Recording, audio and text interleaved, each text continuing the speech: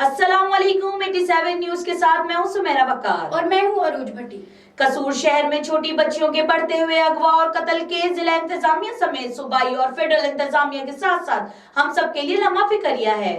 गुज़श्ता 6 माह के दौरान एक ही शहर में लगातार 11 मासूम बच्चियों का अगवा और कत्ल समझ से बालातर है, जो कि न सिर्फ मुल्की सतह पर बदनामी है बल्कि बैनुल अक़वामी सतह पर भी बदनामी का बाइस है। कसूर में सूरत हाल मजीद गंभीर, अवाम और पुलिस के दरमियान झड़पें, पुलिस की फायरिंग से एक शख्स जहां बख्त 4 शदीद जख्मी। इस वाक़या का chief justice Lahore high court Syed Mansoor Ali Shah ने आज खुद नोटिस ले लिया। चीफ जस्टिस ने सेशन जज कसूर और डीपीओ कसूर से भी फौरी रिपोर्ट दर्ज कर ली।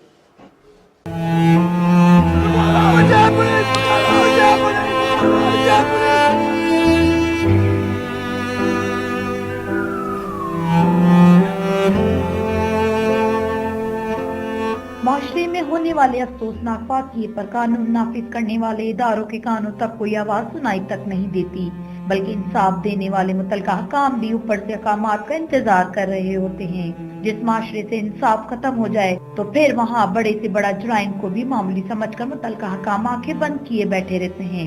कुछ अर्सा कबल कसूर में मुकामी MPA की सरपरस्ती में 300 बच्चों से जिनसी तशद्दुद किया गया और उनकी वीडियोस बनाकर उनको और उनके वालिदैन को ब्लैकमेल किया जाता रहा।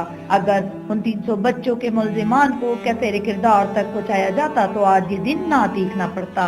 कसूर में जारी जुल्म और बर्बरियत के खिलाफ मजलूम खानदानों के साथ इज़हार यकजहती के लिए कसूर समेत नवाई इलाकों में जगह जगह एहतजाज किया गया। एहतजाज में साफी बरादरी, वकला, सियासी और समाजी और सिविल सोसाइटी के लोगों ने भरपूर शिरकत की। अराक, अक्शकबार और तमाम शुरका इंतहाई अफसरदा नजर आए।